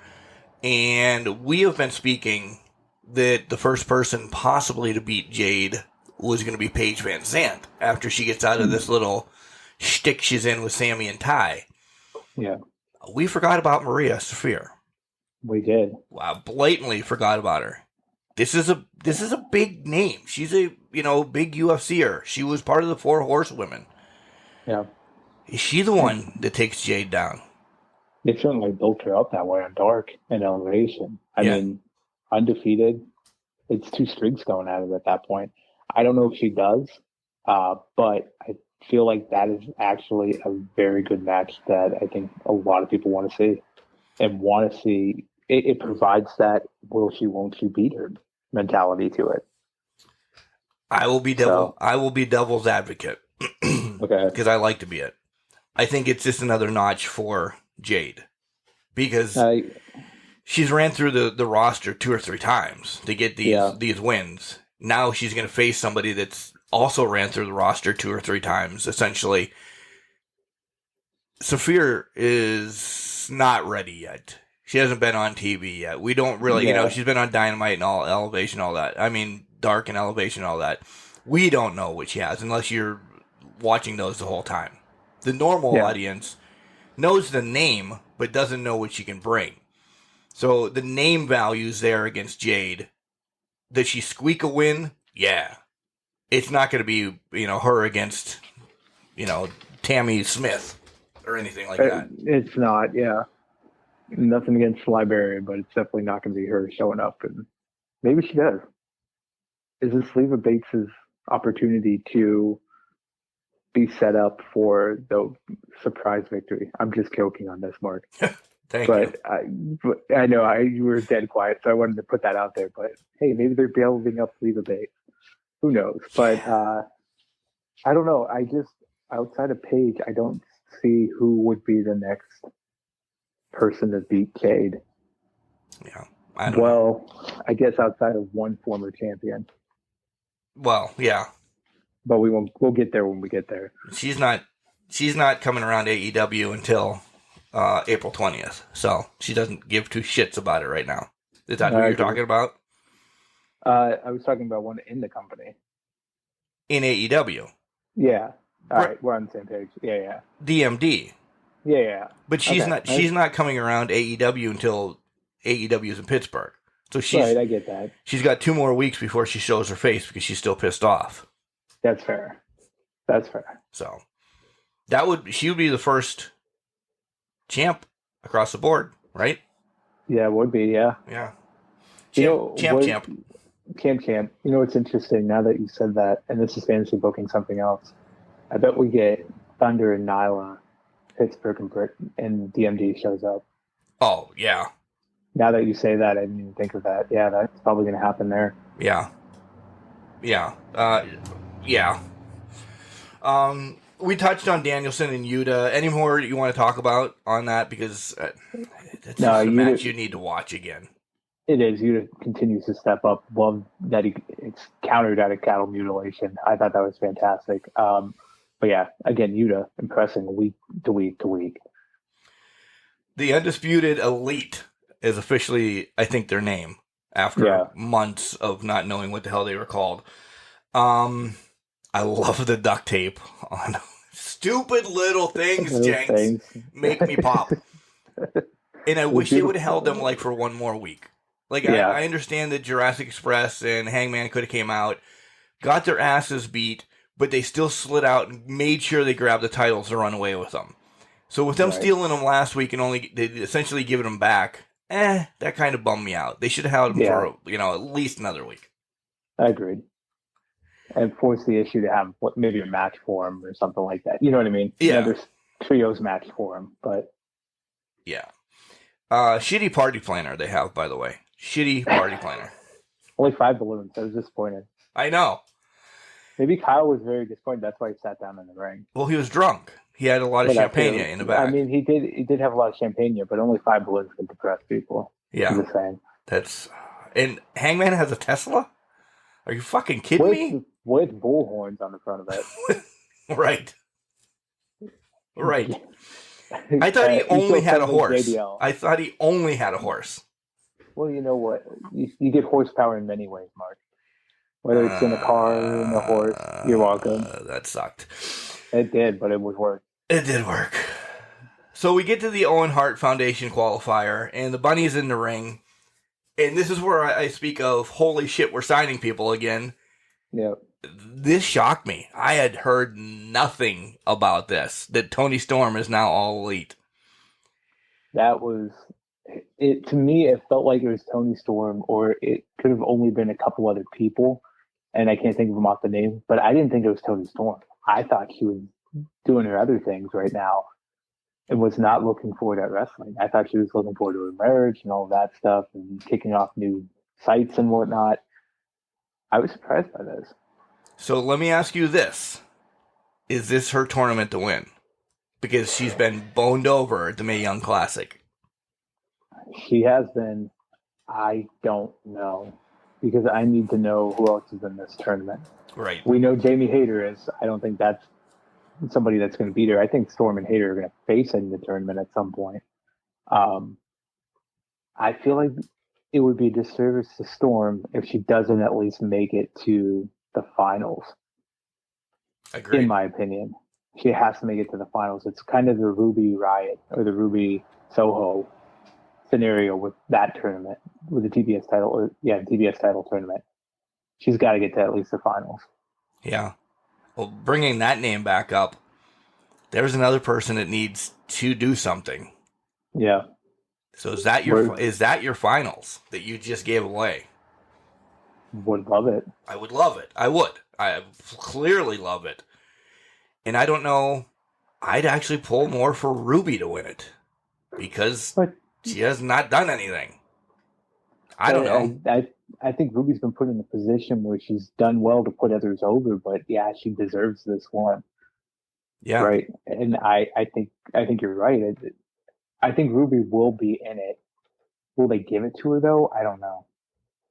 I have to see the field. I have to know who the field is before I can make a decision on that. And we don't know the field yet because we're still getting qualifiers until May, essentially. Which I love about that. I do too. I do love that they're forcing people to qualify. So. Yes. And then we're going to get the big bracket reveal. And so I'm excited about that. Main event on Dynamite was Darby and Andrade, and we had 2 matches. We legit got 2 matches. One prior to the bell. Remsburg says, "Are you sure you don't have to do this?" And Darby's like, "Let's fucking go." Right. God. But then it got a little sticky with Vince McMahon, Jose coming out. Did you see him walking like Vince McMahon? Yeah, like a power walk going down. Yeah, I noticed that. Did you see Sting almost fall when he clotheslined him as well? I did. It's a calamity of error at that point. But Sting almost collapsing over Vince. Vince, like, the Hardys? I'm sorry. I think Jeff needs to stop doing the Swanton. Yeah. That looked horrific. I can't remember if it was Mark or which one it was, but oh my God, that did not look comfortable for either man to take. Almost as bad as a rolling senton drop kick off the top rope, which we'll talk about next week. Yes. I wanted to bring that up. That looked terrible too, but God, that looked so painful for both guys. I think it might have been because he was a week away from jumping 20 feet off the side of a wall, but yeah, he couldn't adjust the atmosphere, and there's a lot of physics that he must have messed up from week to week. Oh yeah, not to mention he's 45 years old, probably not walking right. Right. All right, couple more minutes, folks. So let's transition over to Rampage. And again, Mark is on his soapbox and has to say, slow the fuck down. There was legitimately 20 segments they just bombarded into this hour. And I think they would have got more in if they would have cut, get ready, here comes the hate, if they would have cut some of the Bucks in Top Flight's fucking dance maneuvers. The Bucks win. You can talk about the match if you want to. This is where I didn't care. It's that match that's way too spot heavy. There's more, and I'm not saying dancing like the waltz or anything, but it's you're doing this to get to this to do something big. It's the spots. Every match with that, and these 2 teams are filled with that. That's why I can't stand it. I need the Bucks against FTR. I need the Bucks against, Darby and Sting. One can do it when there's 2 people doing the same moves. Big spots. I lose it. I lose my shit. Yeah.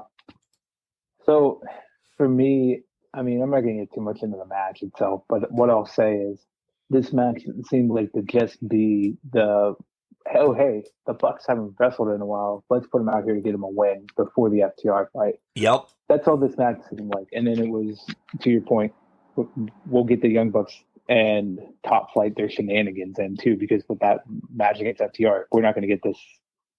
We're not going to get these high flying maneuvers for the most part. It's going to be very. I won't say very slimmed down, but it'll be FTR is going to negate it a lot. Yeah. So this was one of the things to get Young Bucks out there, get them flippy, get everything flippy floppy and happy, and then we're getting into the serious business next Wednesday. So it just felt like, to your point, it was two of the same teams facing each other. Most of the time, that does not work for anything. So yeah, but it was essentially to get a win on the Young Bucks so that they can go into FTR. It feel like a threat per se. Yeah. And they are always a threat. I mean, come on. They are. Yeah, they are. I'm not saying they aren't, but yeah. Build up for Statlander. She's going to speak. She's going to say something. I'm like, oh, cool. We're actually going to get her saying some words to Layla. Welcome to the other side of Chris Statlander. What is the other side of Chris Statlander? Yeah, I don't know. Is it, did Danhausen turn her into a secondary version of Danhausen? I don't understand. Yeah. More content. More content, more context. What are we getting? Are we getting a Cactus Jack like character here? What's going on here? The Three Faces of Statlander. Yeah. Three Faces Statlander. Your homeboy, Huskus Lambert, came out, and Paige Van Zandt was fucking spot on with the freshly squeezed joke. Yeah. I love the poor humor taste jokes that they threw out real quick. Again, though, it was quick. Like, hey, we're here. Okay, bye. Buddha ba. And then Sammy and Ty just beat the shit out of their vehicle. Yeah. All right. Yay. Putting it over. That's what it was. It was just building up the match more. I don't know. Anytime Lambert comes on, I just mute it, to be honest. I just can't with him anymore. But that's just me. I thought we get to hear words from Hook, Danhausen, that clearly Hook can't be have a spell put on him. So this is telling me, though, it's building up to Danhausen's debut match where he's going to get annihilated by Hook. Yes. Apparently. Yes. I'm all for it. I'm all for it. Yeah. I hope it at least dances. Yeah, agreed. Yeah. A couple of things on this next match. House of Black against Fuego, Uno, and Grayson. House of Black win easily, whatever. Here are my questions. Will the Dark Order ever rise to the group they once were, Jenks? No. Yeah. I'm sorry. There's no other answer. I mean, unless they get a new leader and get a dramatic changeover, no, it's not going to happen. And they're always going to be the comic do-gooders from the rest of the way out. They are. And that's sad, because this was, when AEW started, this was an ominous type of group. They all wore masks for a little bit. They lost it. Brody came in. We had the unfortunate passing of Brody. They kind of ran a little bit after that. And now they're just a shtick. Mm-hmm. Which this doesn't make sense now. So maybe some of their contracts are coming into the wayside. I hope that I will push for some of them, Johnny Hungy, but some of the other ones, you can go away and I'll be all right. That's true. There's some of them that can be bigger stars in the company, and I think Hungy and Reynolds should at least get a run with the tag titles, or in that perspective, instead of just one-off matches for them. But you're right. I haven't seen Colt Cabana in I don't know how long, besides ROH. Yeah. What's he doing with them? I know he's did a lot of work in Australia for AEW, I think, for a while, or something down there. But it seems like it's that time where, unless there's going to be a dramatic change in character, they need to just move away. And have these guys go their separate ways. Yeah, and that's sad. That's sad That because is. I thought when Brody came and took it over, I thought we were gonna have, at least some point all of them have a title and just like decimate AEW. And they were on the uptick. Yeah, that's for sure. Yeah, we spoke about maybe Bray was coming or this that. That's not happening now. That's not happening. Hayter defeats Sky Blue. I really like Sky Blue. She's been in and around AEW a few times. She was actually in one of the first Battle Royals. She's somebody to watch. Again, are we going to get one of these air quote youngsters into the realm of this tournament to maybe be a bracket buster? Because I thought this was going to be more for the youngers to go over, essentially.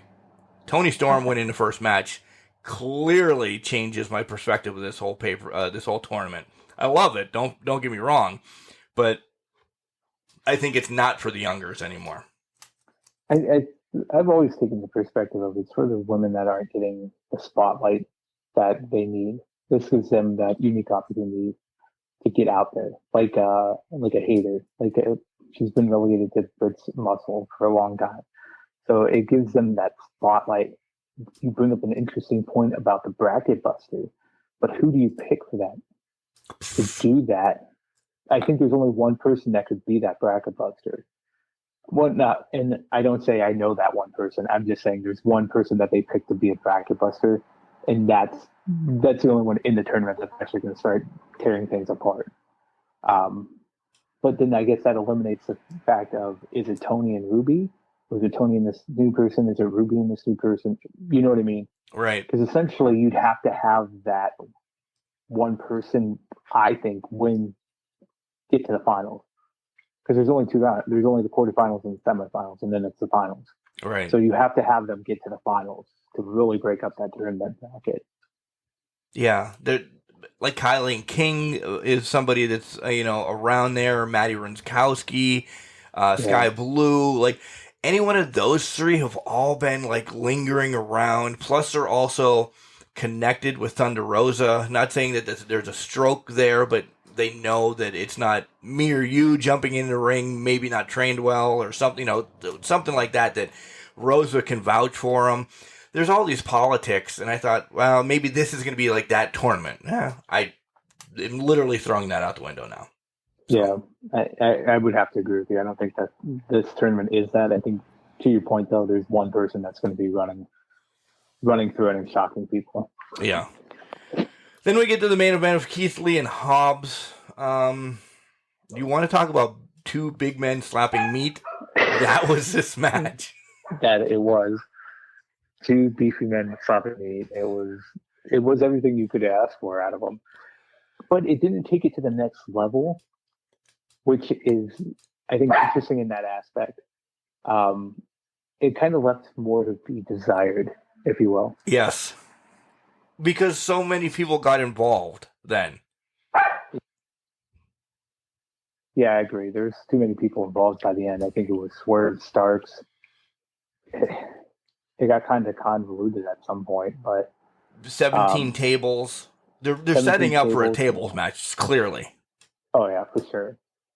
Tag team tables match next week on Rampage, but yeah, there's a lot going on in that match. I did like Hobbs hitting that spinebuster on Lee, though. Yes. That looked impressive. Big Bang Catastrophe obviously was great, but that spinebuster, man. Chef's kiss? Chef's kiss. Yeah. Yeah. All right. That's essentially the week in wrestling. Jenks, do you have... we're getting close enough. Next week, very heavy WrestleMania. Yes. Meaning probably an hour and a half of WrestleMania. And we'll see how we shake out, what we think what night was better, what matches were better, what matches should have been skipped besides New Day and Ridge and Sheamus. So, yeah. See what kind of shenanigans they pull tonight on WrestleMania. So I hope everybody enjoys WrestleMania. I'm not giving you my rating yet, but overall, my little spoiler, I've been all right with it. I've enjoyed it. Yeah. Going off of that same aspect, no spoilers, but I would say there's probably 3 matches that I'm good, that really excited me, and the rest were okay. So we'll get into that next week, but yeah, I agree with you. It's okay. We'll see what night 2 can bring, and what kind of stupidity Johnny Knoxville brings to this anything goes match. Yes. Jinx, you have one classified as a match. I have one classified as a elongated moment. I'll put it that way. So people can figure that out. Yeah. Yeah, that's fair. So on paper, yes, but I get it. I get where you're coming from with that. So. Yeah. All right. You have anything else? What do you got going on this week? This week, nothing much. Returning to the office for the first time in 2 years.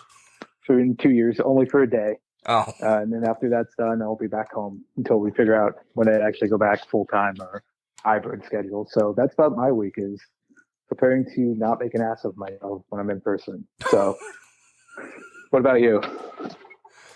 I have no clue. Honestly, I have no clue what's going on this week. I have nothing for the radio. I may have an interview depending on, what shakes down on her schedule. She's pretty busy. I'm not giving a name out yet. I have it essentially in the hopper. I have all the, paperwork and everything done. Just we have to figure out a time. She's a morning person. I work in the mornings. She doesn't like doing stuff at night. I'm very open at night. We'll figure it out. Get that happy medium. The happy medium. Other than that, video games. This might be my chill week that I've been waiting for. Very nice. We'll have a tag team tournament up on the Facebook page at some point as well. I was gonna say we gotta get that tag team now. Yeah, I know. Find out the champs. I know. We have to put tag teams together, actually. So that's half the battle. I don't know who the fuck I'm going to put together. I just have a feeling that Brody King's going to be involved in some capacity. Duh. He's getting a title somehow. If I just have to give him something, no. I feel like you should Vince McMahon just go out there and do a Survivor Series 98. Not even go 97. Go Rock. Put over Rock over Mankind. Done. Boom. There you go. All right, brother. I'm going to sit in my studio today and enjoy everything, my hard work of yesterday, and just say, damn, I did a good job. You do that. Enjoy it. And take it all in. You have a great day with your lovely lady. I love you. And remember, just because you're trash doesn't mean you can't do great things. It's a garbage can, not a garbage cannot. Love you, man.